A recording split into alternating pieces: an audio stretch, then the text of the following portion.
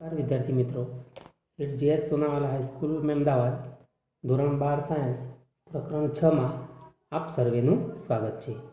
હવે આજે આપણે તત્વોના અલગીકરણ માટેના સામાન્ય સિદ્ધાંતો અને પ્રક્રમો વિશેનો અભ્યાસ કરીશું। હવે શરૂઆતમાં એની પ્રસ્તાવના તરીકે ભારતીય સંસ્કૃતિમાં જુદા જુદા પ્રકારના જોવા મળતા જે આભૂષણો અને જે ધાતુ તત્વોમાંથી બનાવવામાં આવતી જુદી જુદી વસ્તુઓ વિશેના આપણને અભ્યાસ આપેલો છે। ભારતીય સંસ્કૃતિ સૌથી પ્રાચીન સંસ્કૃતિઓમાંની એક છે અને આપણે જુદા જુદા વિષયમાં પણ એની હડપ્પા સંસ્કૃતિ કે મહેજો-દડોની સંસ્કૃતિ વિશેનો અભ્યાસ કરી ચૂક્યા છીએ। ધાતુઓના નિષ્કર્ષણ માટેના કૌશલ્યો પણ આપણને આ પ્રાચીન સંસ્કૃતિએ આપ્યા છે અને એ નિષ્કર્ષણો દ્વારા આપણે માનવ સમાજમાં ઘણા બધા ફેરફારો લાવી શક્યા પણ છીએ। તેમણે આપણને શસ્ત્રો, સાધનો, આભૂષણો, વાસણો વગેરે પણ આપ્યા છે અને એટલે જ આપણા સાંસ્કૃતિક જીવનને એના દ્વારા સમૃદ્ધિ પ્રાપ્ત થઈ છે। હવે પ્રાચીન નમૂનાની 7 ધાતુઓ જે હતી એમાં સોનું, તાંબુ, ચાંદી, સીસુ, કલાઈ, લોખંડ અને પારાનો સમાવેશ થાય છે। આપણી જે પ્રાચીન સંસ્કૃતિ છે એ સંસ્કૃતિમાં પ્રાચીન પદ્ધતિ પ્રમાણે ઔદ્યોગિક જે ક્રાંતિ છે એ ક્રાંતિ 7000 વર્ષો અગાઉ ધાતુ કર્મવિધિના કૌશલ્યોમાં આપણી જે પ્રવીણતા હતી એ પ્રવીણતા પુરવાર કરે છે। હવે ભારતીય ધાતુ કર્મવિધિના ઇતિહાસ માટે 2 અગત્યના સ્ત્રોતો છે, એક ખોદકામ અને બીજું છે સાહિત્યિક પુરાવાઓ।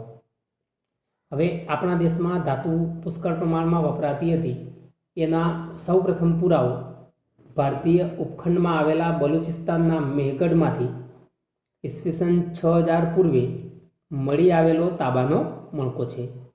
હવે એ જે તાંબાનો મણકો છે એ મૂળ કોપર ધાતુનો છે કે નહીં, કે પછી એની કાચી ધાતુમાંથી નિષ્કર્ષિત થયેલો છે, એ એક પ્રશ્ન છે। રાજસ્થાનના ખેતરોની પૌરાણિક ખાણોમાંથી અને હરિયાણાના મીઠાયાળમાંથી હડપ્પા સંસ્કૃતિના કેટલાક કલા નમૂનાઓ આપણે જોયા છે। હડપ્પિયન સંસ્કૃતિ વિશે અગાઉ પણ આપણે અભ્યાસ કર્યો છે। હડપ્પિયન સંસ્કૃતિમાં એવા અજાયબ કહી શકાય એવા નમૂનાઓ આપણને જોવા મળ્યા છે। એ ઉપરાંત રાજસ્થાન, ગુજરાત, મધ્યપ્રદેશ અને મહારાષ્ટ્રમાં પણ પથરાયેલા જુદા જુદા સ્થાનોમાંથી આપણને વર્ણપટમિતીય અભ્યાસમાં ઉપયોગી થઈ શકે એવી કોપર ધાતુ કર્મવિધિનો ચાલ્કોલિથિક સંસ્કૃતિનો સમય સાબિત કરે છે। ભારતીય ચાલ્કોલિથિક તાંબાની વસ્તુઓ મહદઅંશે ભારતીય રીત રિવાજ મુજબ બનાવેલી હતી। હવે વસ્તુઓ બનાવવા માટેની નિષ્કર્ષણ માટેની જે કાચી ધાતુ છે એ કાચી ધાતુ અરવલ્લી પર્વતમાળામાં ચાલ્કોપાયરાઇટમાંથી મેળવવામાં આવી હતી। તામ્રપત્રો છે એટલે તાંબાના પતરા પર જે લેખ લખવામાં આવતો એ લેખ અને શિલાલેખના લખાણોમાંથી એકત્રિત કરીને આપણી એક ભારતીય સંસ્થા છે આર્કિયોલોજિકલ સર્વે ઓફ ઇન્ડિયા, એને 1 શતક પૂર્વ એનું સંકલન અને પ્રકાશન કર્યું છે। જૂના સમયમાં આપણે જોતા હતા કે તામ્રપત્ર પર જ લખાણ કરવામાં આવતું હતું અને સૌપ્રથમ જાણીતું તામ્રપત્ર છે એ મૌર્ય સમાજનો દસ્તાવેજ છે। ભારતમાં પૂર્વકાલીન અશોક નામના રાજાએ પણ લખેલા જે બ્રાહ્મી શિલાલેખો છે એ પૈકીનો એ એક છે। હવે હડપ્પાના લોકોએ ગોલ્ડ અને સિલ્વર ઉપરાંત એની જે મિશ્ર ધાતુ છે એ મિશ્ર ધાતુનો પણ ઉપયોગ કરતા જોવા મળેલા છે। એમાંથી એમને જે બનાવેલી જુદા જુદા પ્રકારના આભૂષણો છે એમાં હાર, બંગડીઓ, કીડિયું અને વીંટીઓ છે એ સિરેમિક અથવા કાંસાના પાત્રોના બનેલા જોવા મળે છે। અગાઉ એમને ગોલ્ડ અને સિલ્વરના ઘરેણા પણ આપણને સિંધુ ખીણના સ્થળો જેવા કે મહેજો-દડોમાંથી ઈસવીસન 3000 વર્ષ પૂર્વે મળી આવેલા છે અને અત્યારે આ બધી જ વસ્તુઓ એક હેરિટેજ વસ્તુઓ તરીકે દિલ્હીની નેશનલ મ્યુઝિયમમાં મૂકવામાં આવેલી છે। ભારતની અન્ય એક વિશેષતા છે કે કર્ણાટકના માસ્કી વિસ્તારમાં આવેલી સૌથી પ્રાચીન સોનાની જે ખાણ છે એ ખાણ, જેને કાર્બન ડેટિંગના અભ્યાસ અનુસાર એ ખાણ છે એ લગભગ ઈસવીસન પૂર્વે 1000ની મધ્યનો સમય દર્શાવે છે। ઋગ્વેદના સ્ત્રોતો છે એ ભારતમાં કાંપવાળી ગોલ્ડ નિક્ષેપની જગ્યાઓ દર્શાવે છે. પ્રાચીન સમયમાં સિંધુ નદી છે એ સિંધુ નદી સોનું મેળવવા માટેનો એક અગત્યનો સ્ત્રોત હતો. હવે એક રસપ્રદ બાબત એ છે કે કાંપવાળું ગોલ્ડ છે એ આધુનિક સમયમાં પણ નોંધવામાં આવેલું છે. હાલમાં માન સરોવરના વિસ્તારમાં અને થોક્યાલુંગમાં ગોલ્ડની મોટી ખાણો આવેલી છે. પાલી લખાણ અંગુતારા નિકાયમાં કાંપવાળી સુવર્ણરજ અથવા કણમાંથી ગોલ્ડની પુનઃપ્રાપ્તિનો ઉલ્લેખ પણ કરેલો છે. પૌરાણિક વૈદિક લખાણોમાં પણ ગોલ્ડ માટેના શુદ્ધિકરણના પુરાવા આપણને પ્રાપ્ય છે. 3જી અથવા 4થી સદીમાં મૌર્ય યુગમાં લખાયેલા કૌટિલ્યના અર્થશાસ્ત્રમાં પણ ખાણો અને ખનિજો અંગેના લાંબા વિભાગમાં રાસાયણિક પદ્ધતિઓ વિશેની માહિતી પણ પ્રાપ્ત થાય છે, જેમાં મુખ્યત્વે gold, silver, copper, lead, tin અને આયર્નની કાચી ધાતુઓનો સમાવેશ થાય છે. કૌટિલ્ય અનેક પ્રકારના ગોલ્ડનું વર્ણન કરે છે, જેને રસવિદ્યા કહેવામાં આવે છે, જે કુદરતી રીતે મળતું ગોલ્ડ દ્રાવણ છે. કાલિદાસે પણ આવા દ્રાવણો વિશે આપણને જણાવેલ છે. હવે પ્રાકૃતિક જે સોનું છે એ સોનું તેમાં રહેલી અશુદ્ધિઓના પ્રમાણ અને પ્રકૃતિ પ્રમાણે જુદા જુદા રંગ ધરાવે છે. એટલે એકદમ પીળાશ પડતું અથવા તો સહેજ આછા પીળાશ પડતું રંગ ગોલ્ડમાં આપણને જોવા મળે છે. એમાં રહેલી અશુદ્ધિઓના પ્રમાણને આધારે અલગ અલગ હોઈ શકે છે. હવે પ્રાકૃતિક સોનાના રંગ એ ગોલ્ડના શુદ્ધિકરણના વિકાસ માટેનું સૌથી મુખ્ય બળ હોઈ શકે. હવે ગંગાની ખીણ અને વિદર્ભની ટેકરીઓના મધ્યભાગમાં તાજેતરના ખોદકામ પરથી ઈસવીસન 1800 વર્ષ પૂર્વેના સમયમાં ત્યાં લોખંડ નીપજ્યું હશે. ઉત્તર પ્રદેશનો જે પુરાતત્વ વિભાગ છે એ પુરાતત્વ વિભાગ દ્વારા તાજેતરના ખોદકામમાં લોખંડની ભઠ્ઠીઓ, કલાકૃતિઓ, ટ્વિયર અને સ્લેગના સ્તર મળી આવ્યા છે. સ્લેગ એટલે કોઈપણ ધાતુના શુદ્ધિકરણ દરમિયાન એમાંથી અન્ય જે ધાતુઓ મળી આવે એ સ્લેગના સ્તરમાં હોય છે. હવે રેડિયો કાર્બન ડેટિંગ તે વસ્તુઓનો સમયગાળો ઈસવીસન 1800થી 1000 વર્ષ પૂર્વેનો દર્શાવે છે. ખોદકામના પરિણામો સૂચવે છે કે લોખંડ એ પ્રગલન અને લોખંડની કલાકૃતિઓના ઉત્પાદન વિશે પૂર્વીય વિંધ્યમાં સારી એવી જાણકારી હશે. હવે એ અગાઉના દ્વિતીય સહસ્ત્રાબ્દીમાં મધ્ય ગંગાના મેદાનોમાં એ ઉપયોગમાં હશે. લોખંડની કલાકૃતિઓના જથ્થા અને તેમના પ્રકાર તથા ટેકનિકલ પ્રગતિ એવું સૂચવે છે કે લોખંડનું કાર્ય એ જે તે સમયથી દાખલ થયેલું હોવું જોઈએ. લોખંડનું પ્રગલન અને લોખંડનો ઉપયોગ દક્ષિણ ભારતના મહાપાષાણી સંસ્કૃતિમાં પણ જોવા મળી રહે છે. ઘડતર લોખંડના ઘડતરમાં ભારત પ્રથમ સહસ્ત્રાબ્દીમાં ટોચ ઉપર હોવું જોઈએ. એક ગ્રીક અહેવાલ મુજબ ભારતમાં ક્રુસિબલ પદ્ધતિથી સ્ટીલનું ઉત્પાદન પણ થયેલું છે. આ પદ્ધતિમાં લોખંડ, ચારકોલ અને કાચને એકસાથે ક્રુસિબલમાં મિશ્ર કરવામાં આવતા અને લોખંડ પીગળે અને કાર્બનને અવશોષિત કરી લે ત્યાં સુધી ગરમ કરવામાં આવતા હતા. આધુનિક ગુણવત્તાવાળા સ્ટીલના ઉત્પાદન માટે ભારત એક મુખ્ય નાવીન્ય લાવનાર તરીકે હતું. એટલે એ જે તે સમયે આપણે જે સ્ટીલ ઉત્પન્ન કરતા એ સ્ટીલ આજના જ સ્ટીલ જેટલું એટલું મજબૂત અને એટલું જ ટકાઉ જોવા મળતું હતું. ભારતીય સ્ટીલને wonder material of the orient કહેવામાં આવતું. રોમન ઇતિહાસકાર ક્વિન્ટસ કાર્ટિયસે નોંધ્યું છે કે તક્ષશિલાના પોરસે મહાન સિકંદરને આપેલી ભેટોમાંની એક 2.5 ટન વુડ્સ સ્ટીલ હતી. એટલે વુડ સ્ટીલ એ પ્રાથમિક રીતે વધુ પ્રમાણમાં કાર્બન 1 થી 1.9% ધરાવતું સ્ટીલ છે. વુડ્સ એ ઉકક શબ્દનો અંગ્રેજી અનુવાદ છે, જે કર્ણાટક અને આંધ્રપ્રદેશમાં સ્ટીલ માટે વપરાય છે. સાહિત્યિક અહેવાલો એવું સૂચવે છે કે ભારતીય ઉપખંડના દક્ષિણ ભારતીય વુડ સ્ટીલની યુરોપ અને આરબ પ્રદેશોમાં નિકાસ કરવામાં આવતી હતી. અને આપણે અંગ્રેજ સમયથી પહેલાં જોઈએ તો ભારતમાંથી એવી ઘણી મોટાભાગની વસ્તુઓ હતી કે જેનો આપણે બીજા અન્ય દેશોમાં એનો આપણે નિકાલ કરતા હતા. એટલે નિકાસ માટેની સૌથી મહત્ત્વની બાબત હતી. તે મધ્ય પૂર્વમાં અગ્રેસર બન્યું તેને દમાસસ સ્ટીલ નામ આપવામાં આવ્યું હતું. માઇકલ ફેરાડેએ લોખંડને અનેક પ્રકારની ધાતુઓ જેમાં ઉમદા ધાતુઓનો પણ સમાવેશ થયેલો છે તેની સાથે મિશ્ર કરી અને તેના જેવી જ મિશ્ર ધાતુઓ બનાવવા માટેના પ્રયત્ન કરેલા, પરંતુ એ નિષ્ફળ નીવડ્યા હતા. જ્યારે લોખંડની અયસ્કને ઘન સ્વરૂપમાં ચારકોલનો ઉપયોગ કરી રિએક્શન કરવામાં આવે છે ત્યારે છિદ્રાળુ લોખંડના ચોસલા એમાંથી બને છે અને એ રિએક્શન પામેલા લોખંડના જે ચોસલા છે એ ચોસલાઓને છિદ્રાળુ લોખંડના ચોસલા કહેવામાં આવે છે. આ પદાર્થમાંથી ગરમ ગળતર દ્વારા છિદ્રાળુતા દૂર કરીને કોઈ પણ ઉપયોગી વસ્તુ મેળવી શકાય છે અને એ જે લોખંડ બને એને આપણે ગળતર લોખંડ તરીકે ઓળખીએ છીએ. ગળતર લોખંડનું આશ્ચર્યજનક ઉદાહરણ પ્રાચીન ભારતમાં બનાવેલા જાણીતા લોહ સ્તંભ છે, જેને દિલ્હીની હાલની સ્થિતિમાં 5મી સદી પૂર્વે સ્થાપિત કરવામાં આવેલા છે. તેના પર કોતરેલું સંસ્કૃત ભાષામાંનું લખાણ સૂચવે છે કે એ ગુપ્ત યુગ દરમિયાન તેને અન્ય કોઈ જગ્યાએથી અહીં લાવવામાં આવ્યા હશે.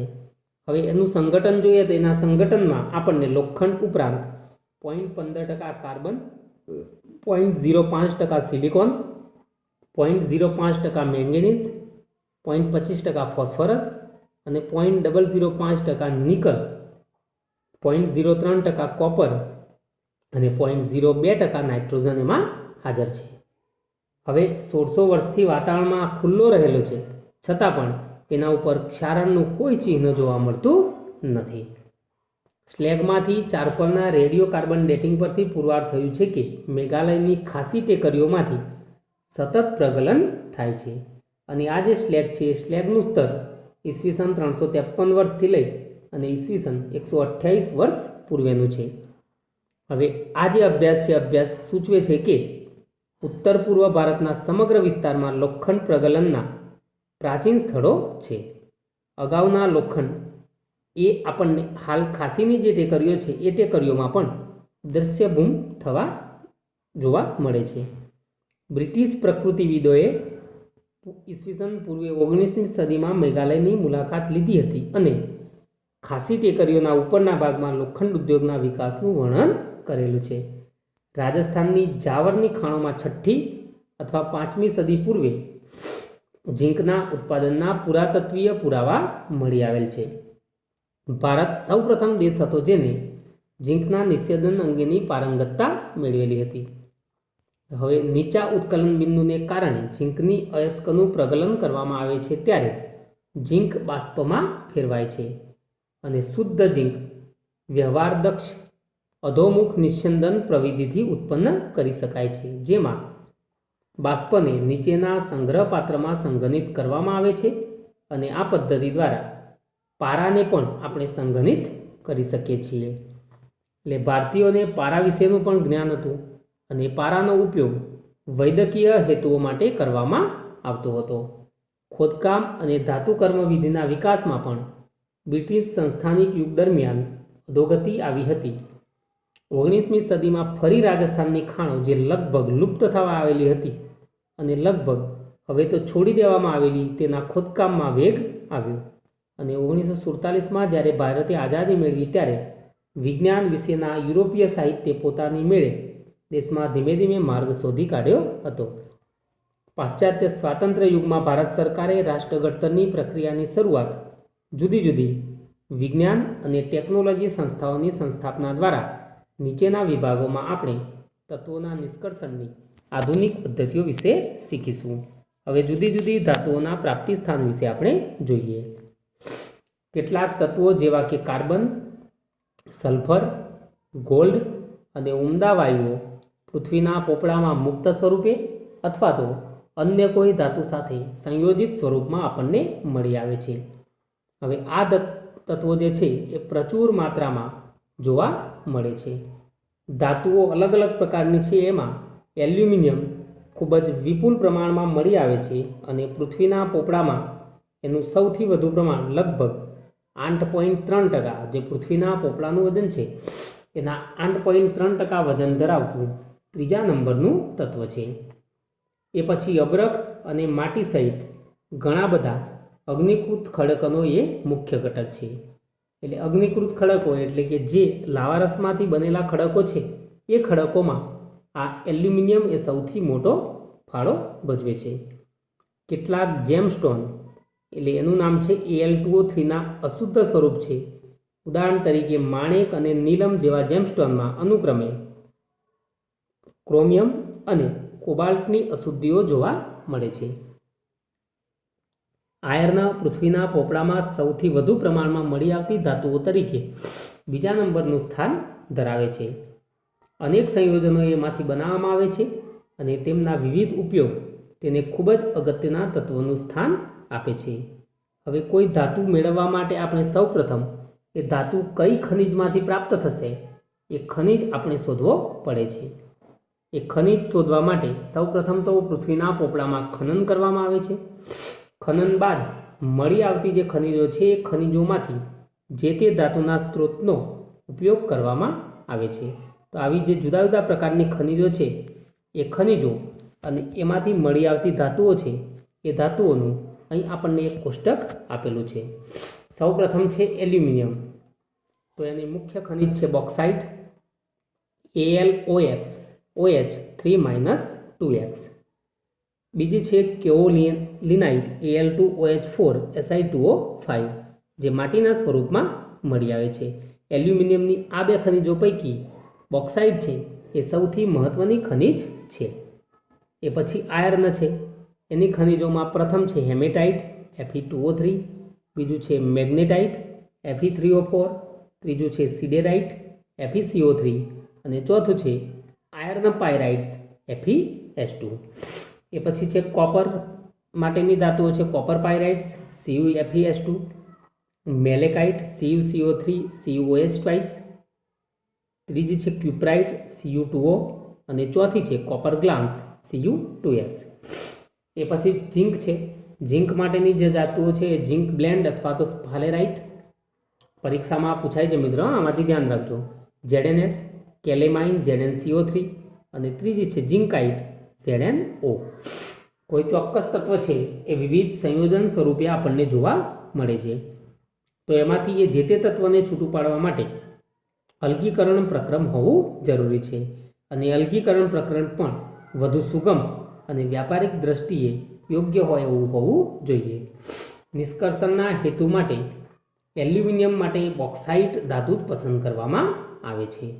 આયર્ન માટે સામાન્ય રીતે ઓક્સાઇડ અયસ્ક જે વિપુલ પ્રમાણમાં હોય છે તે અને SO2 જેવા પ્રદૂષક વાયુ ઉત્પન્ન ન કરતા હોય એવી ધાતુ છે આયર્ન પાયરાઇટ્સ, એ પસંદ કરવામાં આવે છે.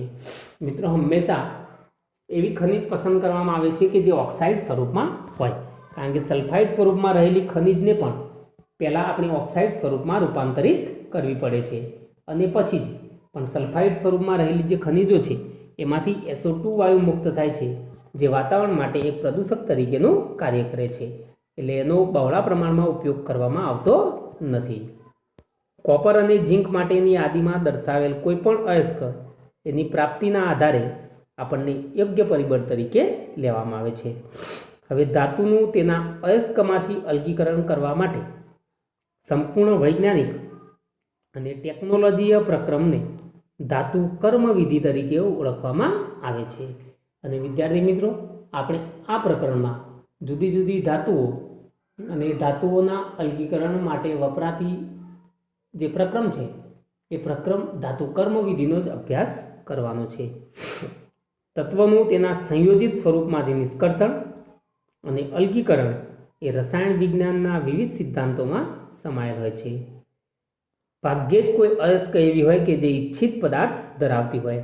અયસ્કની અંદર, અયસ્ક એટલે કાચી ધાતુની માં ઘણી બધી બિનજરૂરી વસ્તુઓ પણ જોવા મળશે, પણ એ બિનજરૂરી વસ્તુઓને દૂર કરી અને એમાંથી આપણી જરૂરી જે ધાતુ છે એ ધાતુ મેળવવામાં આવે છે.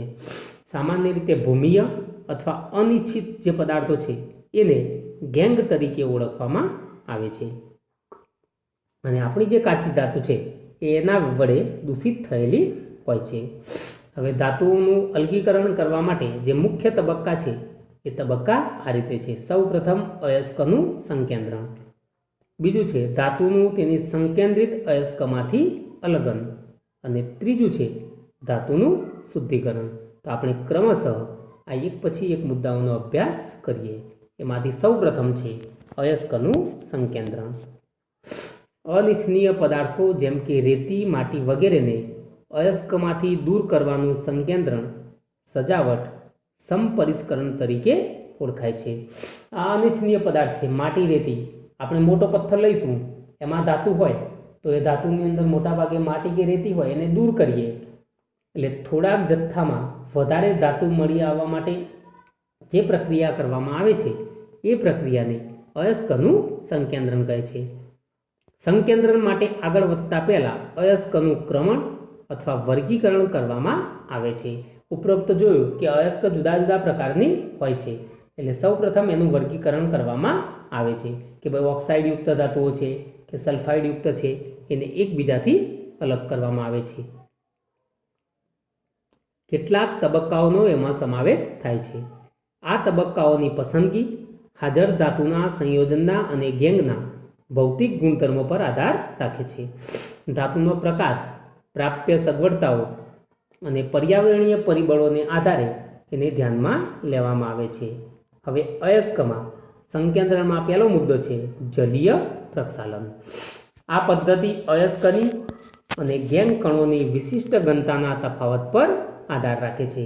એટલે કે જો બંનેની ઘનતા અલગ અલગ હોય અને ઘનતા વચ્ચેનો તફાવત વધારે હોય તો જલીય પ્રક્ષાલન નામની આ પદ્ધતિનો આપણે ઉપયોગ કરી શકીએ છીએ.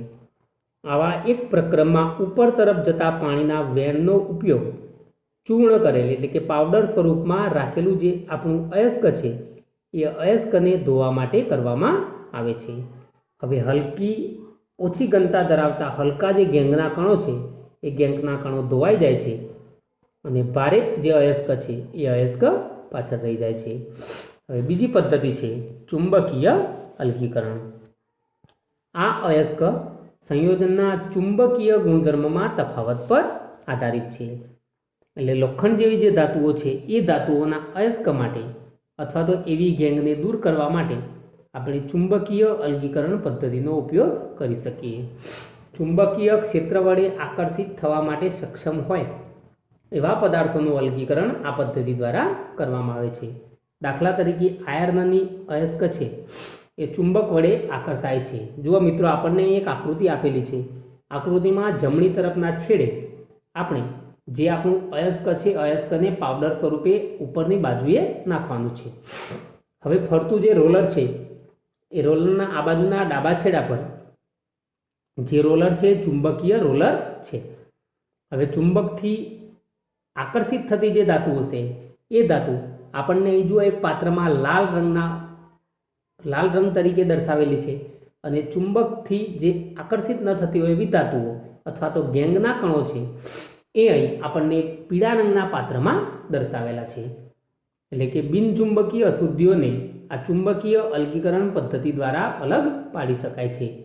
દળેલી એટલે કે પાવડર સ્વરૂપમાં કરેલી જે અયસ્ક છે એને ચુંબકીય રોલર પર કન્વેયર બેલ્ટ ઉપર જે પટ્ટો છે એ પટ્ટા ઉપર પડવા દેવામાં આવે છે, જેથી ચુંબકીય પદાર્થો છે બેલ્ટ તરફ આકર્ષિત થાય છે અને નજીકમાં પડે છે. જ્યારે જે ધાતુ આકર્ષિત થતી નથી એ ધાતુ દૂર આપણને અલગ ઢગલા સ્વરૂપે મળશે. બીજી એક પદ્ધતિ છે ફીણ પ્લવન પદ્ધતિ.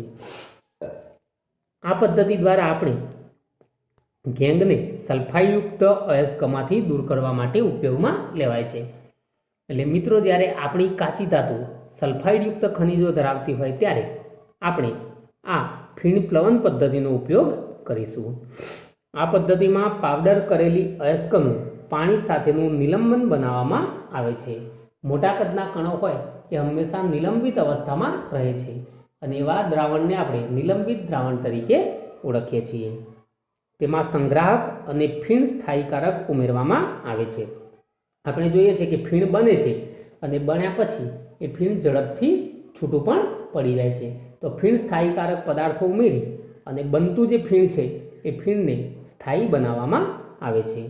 અને એવા ફીણ સ્થાયી પદાર્થો તરીકે પાઇન ઓઇલ, ફેટી એસિડ કે જેન્થેટના સંયોજનો ઉમેરવામાં આવે છે. ખનિજ કણોની બિન આર્દ્રતા વધારે છે અને ફીણ સ્થાયીકારકો જેમ કે ક્રેસોલ, એનિસોલ એ ફીણને સ્થાયી કરે છે. જો મિત્રો, અહીં ઉપર એક ઘૂમતું પેડલ છે અને ઘૂમતા પેડલ દ્વારા અંદર હવા ફૂંકવામાં આવશે. હવા ફૂંકીશું એટલે વધુમાં વધુ ફીણ બનશે અને ફીણની સાથે સાથે જે સલ્ફાઇડયુક્ત ખનિજ છે એ સલ્ફાઇડયુક્ત ખનિજ ઉપર આવી જશે. હવે ખનિજના કણો છે તેલ વડે ભીંજાય છે, જ્યારે ગેંગ કણો એ પાણીથી ભીંજાય છે. ઘૂમતું પેડલ છે મિશ્રણને હલાવશે અને હવાને એની અંદર ખેંચશે. પરિણામે ફીણની રચના થાય છે અને ખનિજના કણોને લઈ જાય છે. એટલે ઉપર જે ફીણ આવશે એ ફીણની અંદર આપણને ખનિજના કણો જોવા મળશે. ફીણ પાણી કરતાં હલકું છે એટલે પાણીની ઉપર આવશે. હવે ફીણને જુદું તારવી લેવામાં આવશે. ત્યારબાદ એમાં રહેલા જે અયસ્કના કણો છે એ કણોને એમાં સૂકવવામાં આવશે. કેટલીક વખત તેલ અને પાણીનું પ્રમાણ નક્કી કરીને અથવા અવનમક ઉમેરીને બે સલ્ફાઇડ અયસ્કોને અલગ કરવાનું શક્ય બને છે. અવનમક એવા પદાર્થો છે, જેમ કે અહીં ઉદાહરણ આપેલું છે કે ZnS અને PbS ધરાવતી અયસ્ક માટે વપરાતો અવનમક છે NaCN છે, જે પસંદગીને આધારે ZnSને ફીણ તરફ આવતો અટકાવે છે અને PbSને ફીણ તરફ જવા દે છે. એટલે જ્યારે બે ધાતુઓ એકબીજા સાથે ભેગી હોય ત્યારે આપણે આ અવનમકનો ઉપયોગ કરી અને પહેલાં એક ધાતુનું ફીણ ઉત્પ્લવન પદ્ધતિ દ્વારા અલગીકરણ કરી લઈશું. પછી બીજા ક્રમમાં આપણે બીજી ધાતુને પણ એ ફીણ પ્લવન પદ્ધતિ દ્વારા અલગ કરી શકીએ છીએ. તો આજે વિદ્યાર્થી મિત્રો આટલું જ. હવે એના પછીનો જે મુદ્દો છે નિક્ષાલન, એ પછીના લેક્ચરમાં જોઈશું. નમસ્કાર.